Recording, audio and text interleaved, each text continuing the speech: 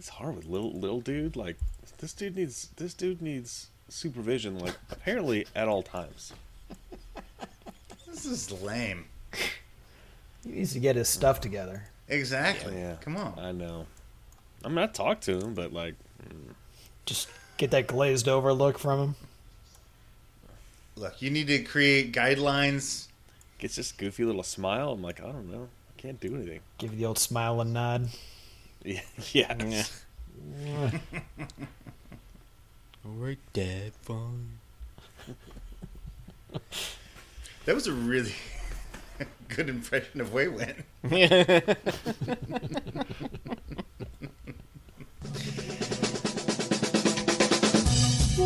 Yeah, so just prepare to. It'll be great. It'll be perfect. Y'all motherfuckers don't watch us play throughout the year, to tell you the truth. I'm gonna be real with you, and I don't care if I get fined.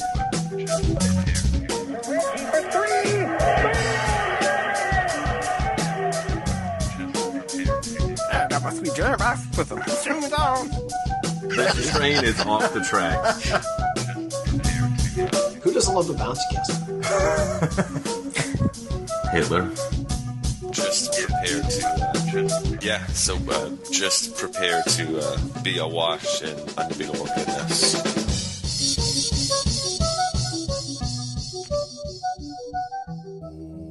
Welcome, Pacers fans. You were listening to the Undebeatables, your semi-weekly Pacers podcast. Today is January 23rd, 2022. This is episode 567. Coming to you from Indianapolis, Indiana. I'm your host, Joey Gaffrida, the man behind the dials and former season ticket holder. This show, we're going to discuss a 2-2 week of Pacers basketball. Joe, can you? I think you misread that. Can you start over? No, I read it as I wrote it, which was the way it was supposed to be. Joining me this week are all three of our analysts, coast to coast, like buttered toast. First, from the high school home of Jonathan Brewer, Silver Spring, Maryland, it's the doctor, Jason Triplett. What is up, Pacers fans? What is up, Undebeatables? Shout out to who am I shouting to? My niece and nephew, who we went to the National Museum of Natural History with yesterday. Really cool exhibit on dinosaurs. You can go back in time 2.6 billion years and see fossils and all this cool stuff. It's pretty amazing. And a huge mastodon skeleton, which Ethan was way impressed with. So. Cool. From Morehead City, North Carolina, he's our in-house bartender, mixes up the drinks and the crappy jingles, John Colson. What is up, Undebeatables? What is up, Pacer Nation? Once again, I'm back at the aspirational city of Morehead City. It's Thirsty Monday. Drink up. And from Boise, Idaho, out west, it's our enforcer, John Harper. What is going on, fellas? Did want to officially say happy anniversary to us. We started the show 2013, if my records are correct. I can't remember back that far, but that's what my calendar tells me. So, yeah, we are the longest running Pacers podcast, and we got 567 plus episodes under our belt. So, I think it's finally time we turn the corner and kick this up a notch. So, happy anniversary! What did we decide it was? Was it gemstones? What's 9 year? I don't know what 9 year is. Wicker? What's the Wicker. Yeah, right. Wicker. Oh yeah. We just Or said Willowwood? Wicker, right. Willowwood. That's right. That's right. Oh my God, we recorded that. Yeah. That was the thing. Yeah. Oh dear. Also, if you would like to support us, you can head over to patreon.com/undebeatables. For as little as $1 per month, you can support us. Some of the other tiers have They have some other benefits. One of them is you can join our Slack community where I post into there. Well, lots of us we all post into there, but I posted our playoff percentage chance, which is like let's see, it was. It's moving. It's moving up. I know that much. Is that right? Let's see, 2.6. 2.6. Yeah, yeah. CBS has 1.9 right now. Okay, But that's still more than 1, which is... okay. It was under that previously, which they don't track. I mean, listen, Yeah. Detroit is looking up at us. That's all, in Orlando too. That's all I know. So, anyway, yeah, you can support us over there at patreon.com/undebeatables. I think a pretty standard week of basketball to talk about here. Game 1, the Pacers, of course, are on their West Coast road swing right now. First game, MLK Day, Monday, January 17th.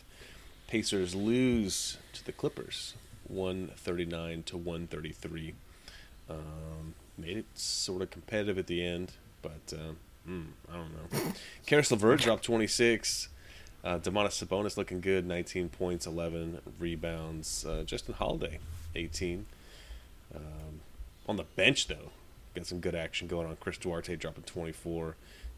Goga, 17. O'Shea Brissett with 13. The Clippers without Paul George, without Kawhi Leonard. But they did have Nick Batum, who dropped 32 on us. And Reggie Jackson, who's 26. And it took it away. Took it away from us on MLK Day. Next game was Wednesday, January 19th. Pacers taking on the Lakers in the first end of a back-to-back. And they win this one. 111-104. Took it away at the end of the game. Karis LeVert again, looking great. 30 points, 8 rebounds. Domantas Sabonis rocking a triple-double. 20 points, 12 rebounds, 10 assists. Duarte with 11 off the bench. Brogdon back in the lineup, 19 points. On the Lakers side, it was LeBron James and not enough else. Westbrook dropped 14, and that guy's, I don't know if you guys have seen, he's been in the news a bunch recently. But I saw him take a mid-range jumper off the top of a backboard. That was. Is he losing his starting spot? That's the recommendation from most of the social media out there. After one game against the Pacers. No, it's been a season of the team underperforming, I think.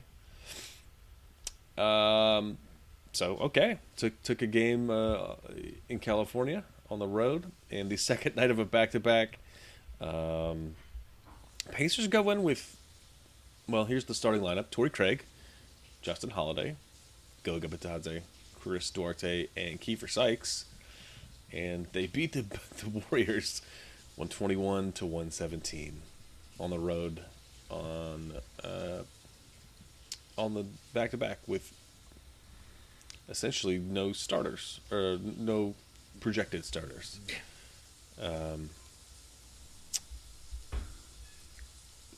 Duarte was amazing. Joey, am I going to steal your style of the week by saying this was the second biggest upset in the NBA this season? We were 16-point underdogs going into this game. 60?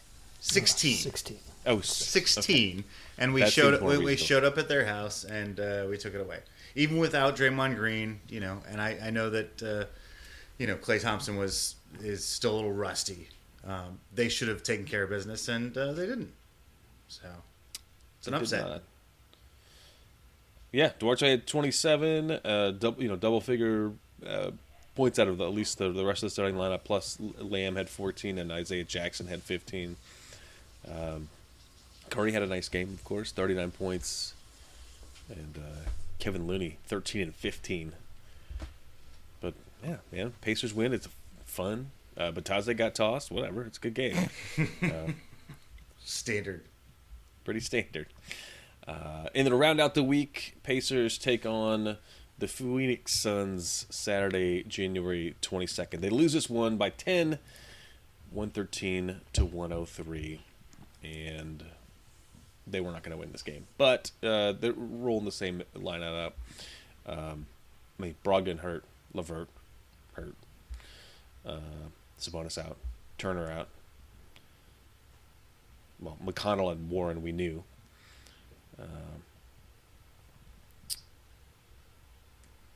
Colson, do you have a poem that you could encapsulate the week in?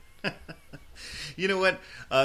I'm in commemoration of the most interesting week in this Pacers season. I wrote 2 haikus. Ooh.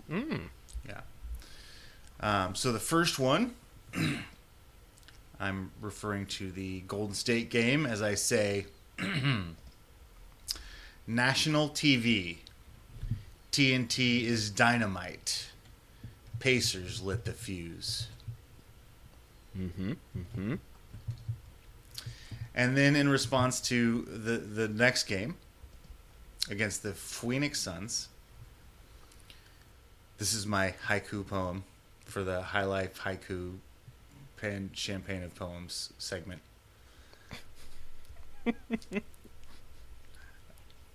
What does the sun do if not melt the dark and snow? Small we are in light. Oh, that was on brand. Yeah, we're coming off. That's the sort of darkness that I'm looking for from the High Life. Champagne of Poems corner. No, my thing was we were coming off those 2 wins, and then you just go against, something as hot as the Suns, and it reveals who you are. So that was what I was going with. I had a lot of mixed emotions this week. Is the title of the segment longer than a haiku? Yes.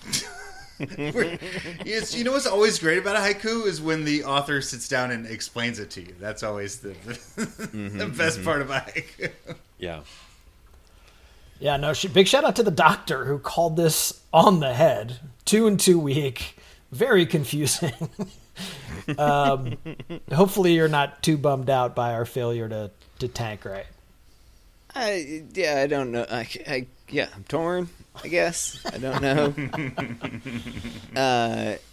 But in some ways, I don't know. Does it make sense? I don't know. Like, of course we put, like, the non people that we have been worried about in the game, and we compete and win ball games. Shout out to LeVert, who came back and was looking strong in both of his showings, and then shout out to Brogdon, who showed up for a game, played all right, and then is now. Shut it down. We're not going to talk about him for 10 days. Shut it down. The latest word. So yeah, I don't. Yeah, again, I'm just confused. I knew I would be confused. I don't know that I have any answer to my confusion. Well, I completely agree, but like Harper, how much fun did you have this week? I had all the fun this week. I mean, that Clippers game and really the Suns, well, in 3.5 quarters of the Suns game were garbage. But the LA game, like, it's always fun to beat the Lakers. And we did a great job executing against that team. Yeah, down the stretch? Yeah. I mean, we just played better ball than they did. And granted, they have a Russell Westbrook on their team, so they're handicapped. But, we still did our jobs, looked the part in someone else's building, and took a game from a really good team, captained by the greatest player to ever grace the game. So that was a fun one. And then, that was the game that LeVert went off for 22 in the fourth. Yep. Yeah, because Brogdon was sitting in the fourth. So, yeah. So there's some of that too. So add to the confusion there. But then going out against Golden State, that's a franchise record or something like that, right? 22 points in a fourth quarter. I think so. Yeah. I think yeah. Oh my goodness. Yep. And just absolutely balling out there. Could not miss from anywhere. Hitting from everywhere. Didn't matter what they were doing to him. Flashing out. Trying to show the doubles. Didn't matter. He was hitting everything. It was awesome. And then second night of a back-to-back, you figure, the Warriors, that's not going to go well. So after Sabonis turned his ankle in the LA game, we just trot out, the B team. And Chris Duarte has just an amazing night. Everybody played super hard.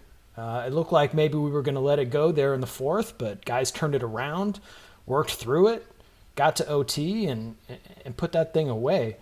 Shout out to Goga Batadze, who got some, extended floor time, managed to get himself thrown off out of the game for his second tee, making way for Isaiah Jackson, who was the most fun guy, probably the most fun guy to watch this week. He was sick. So Goga, he better do a better job protecting his minutes because Isaiah's coming. Yeah, right. Yeah, shout out to the Warriors in that game who shot a blistering 9 of 42 from 3-point range. They were a little off. That helped us a fair amount. Sure, but I mean, one of the things that we learned against the Suns is that like you play a good competitive game until the second half of the fourth quarter, and a better team is just better. And Golden State is that kind of team. They've won championships. It's the same core. Now, granted, they didn't have DeMar DeRozan, but we didn't have our entire starting lineup. We came in and we executed down the stretch. Yes, they missed 3-pointers, but like we did a lot of things right. Now, we also got really lucky. They didn't have DeMar? I just said DeMar. Draymond Green. Yeah. Okay. I mean, you know what? If they had DeMar DeRozan, would that make him better? I don't think so. Probably not. It would. Yeah. It would. Of course it would. Yeah. I shout out to the Pacers D, and we trotted out the B team again against Phoenix and did a great job on Devin Booker. Held him to 5 of 23. He didn't even break double figures until the very end of the game. We were down 20 in that thing and pulled within 6 points with about 3 minutes to go and looked like we were actually going to do something. Skipped the first 3 quarters, but watch the last 5. Well, no, but we couldn't stop their bigs with Chris Paul, right? I mean, down the stretch. Bismack Biyombo was eating our lunch all day. Yeah, Chris Paul was just putting on a clinic in that game. He had like a double-double at halftime with assists. Like he was just carving us up. But credit to those guys. I mean, they were fighting hard and like making adjustments and hitting shots and doing what they could. Phoenix came out in the third quarter and just, said, "Hey guys, let's just do this." And they, I think they opened up on a 10-0 run or something like that, and just sort of outclassed us for the third quarter. But then, we didn't give up. Kudos to the dudes not giving up. Yeah, exactly. I mean, Chris Paul was probably hoping to sit down for the fourth quarter, but he ended up playing 40 minutes on the night, which is, at his age, not exactly what you want to do. So it's a small victory, I suppose. You add it to our lump of moral victories that we have for the season. Not a moral victory for Goga. Again, just eaten up down low by Bismack Biyombo and JaVale McGee. He was just getting monster down there. I mean, Isaiah Jackson obviously wasn't doing much better, but Goga needs to be much, much better in the paint defensively if he wants to earn some minutes on this team. I felt like he won that Golden State game for us, though. I felt like he set the tone in that first quarter. Like, not only offensively, like, I think he took the first 3 and he hit it, but he also blocked some shots and got in the way of some stuff and got some tough rebounds.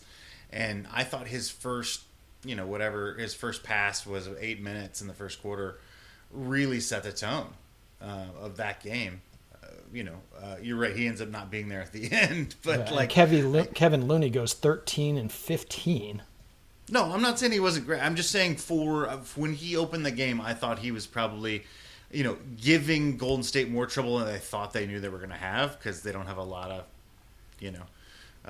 video on Goga, and he wrecked their world for a little bit. I'd say Isaiah Jackson did a heck of a lot more with his athleticism to disrupt them. That guy was everywhere out there, disrupting passes, first got to the ball on the floor, some great recovery plays on defense, a couple big blocks. Like, that guy was just doing it. He's fun to watch. Super fun. And Duarte this week was apparently our team leader, so he deserves a ton of credit for getting the team rallied up around him, honestly. I mean, it's a job that no one else has been able to do. Obviously, shout out to Lance as well, because, obviously he's finally done fixing the team here. I mean, he came in and we're 2-2. Well, I know, but like, thing is, and also all the games were competitive. This was a fun week. The Clippers, we scored 133 points. We could have won that game. Who? Well, I mean, I agree. The Clippers G League team? Fair enough, but at least it was interesting. And then also the Suns loss was interesting as well. I think this is the best week we've played of basketball, and I think as Jason mentioned last week, it was just going to be confusing because on some level it's the worst time. Now you put on top of that all of our starters are now injured and can't be traded at the trade deadline. And they can be if somebody wants to accept a injured player. There's a flyer. There's rules against some of it. I mean, I know you can. Not if you're on active roster, is it? No. No. So I think the long-term people can be traded, but I think if you're on like a day-to-day injury, a day-to-day, you're fine. But if you're out indefinitely, I don't think you can trade them. I look it up. Whatever, that's fine. Yeah, I think as long as you're on the active roster, you're good. I don't think you can be traded while you're injured. I think they have to have health. I think you have to have healthy players to be traded. I mean, you have to pass a physical. Yes, pass a physical. Right. And even if you don't pass your physical, you can waive it. The team can waive it, just like the Pacers did with Karis LeVert last year. Yeah, because he didn't pass his physical, and he was right. Didn't Durant move when he was injured? Probably. He signed as a free agent. That's different. You could sign somebody with a broken arm or a broken leg as a free agent. You just can't. Just those two bones? Yeah, that's right. Okay. We also got a couple other monkeys off our back this week. We came back. We won a game after being down at halftime. And granted, it was only by a couple points in the first one, but we still hadn't done it all season, which is super embarrassing. Yeah.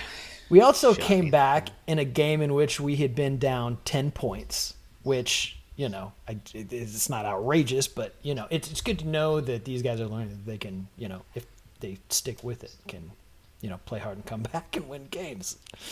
Yeah. So that's been the thing for me a lot of this season has just been knowing that, I mean, you don't have to watch the whole game. Like if they're losing at halftime, you're just like, well, we're done here, and you can turn it off. Like that's not fun. Like that's not what we watch basketball for. It's, the buzzer beaters are fun.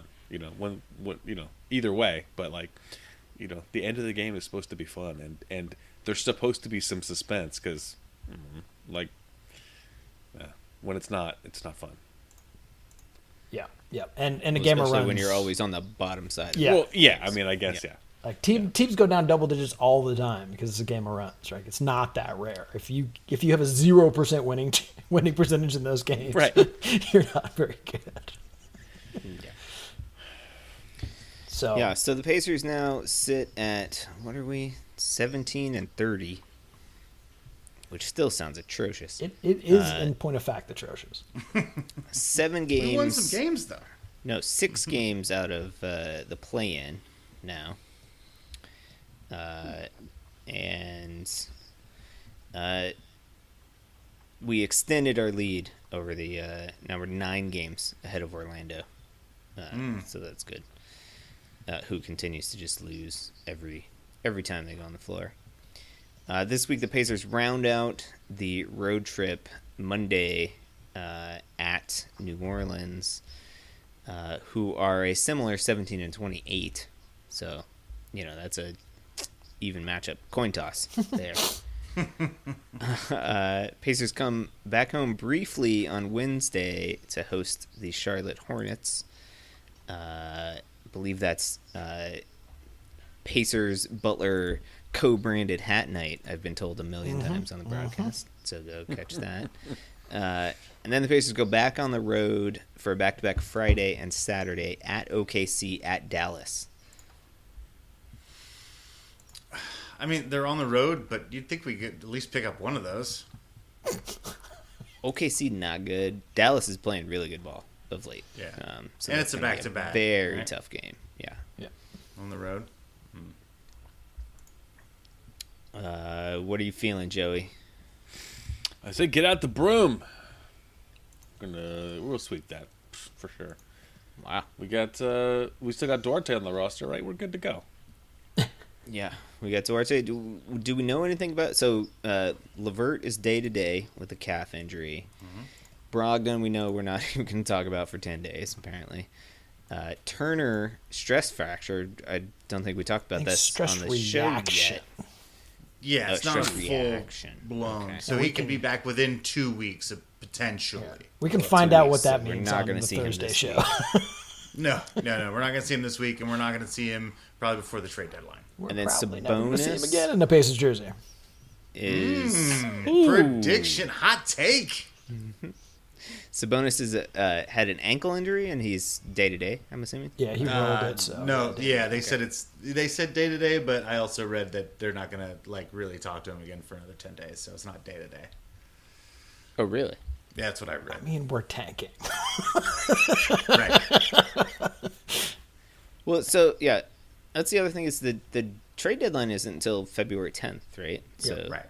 Those guys could, in theory, get back on the floor and get traded before they. Right. So I wanted to respond to the factual statement I made earlier that people couldn't DeMar be traded. DeRozan was missing from the Golden State Warriors lineup.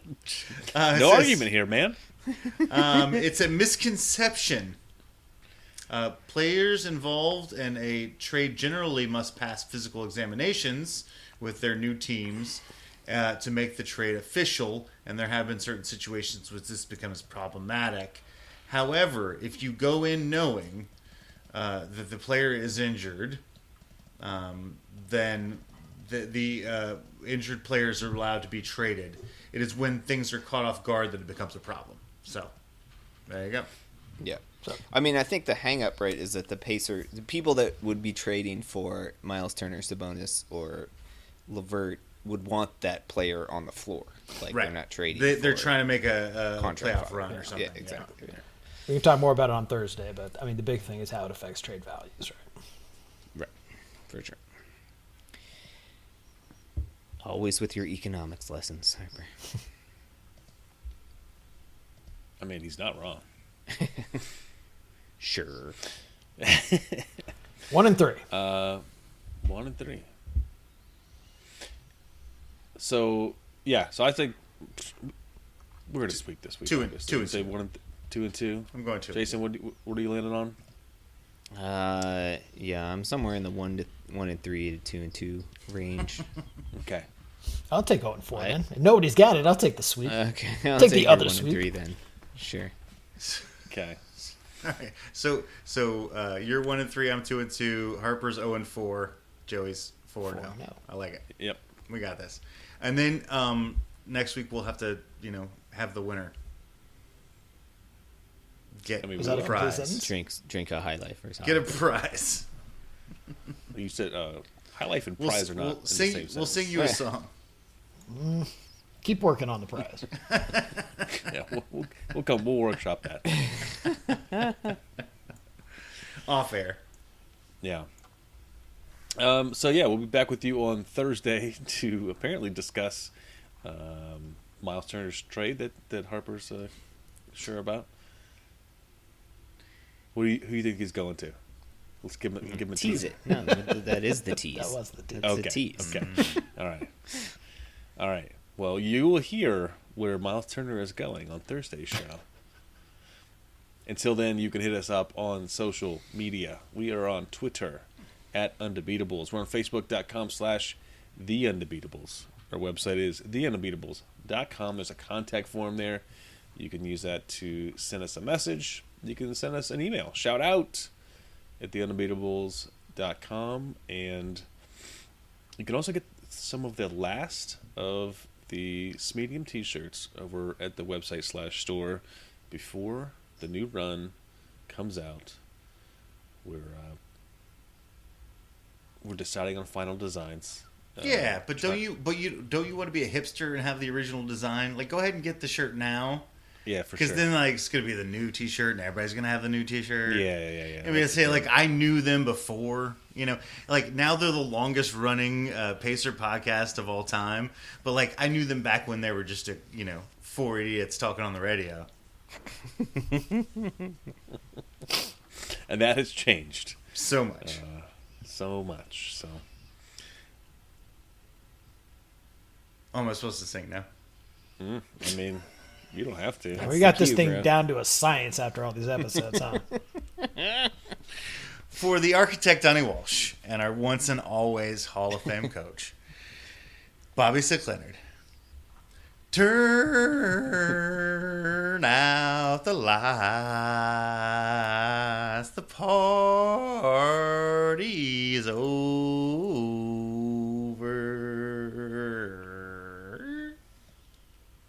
I think I heard some dogs in the neighborhood, like, joining in the chorus. With you. That's what inspired me.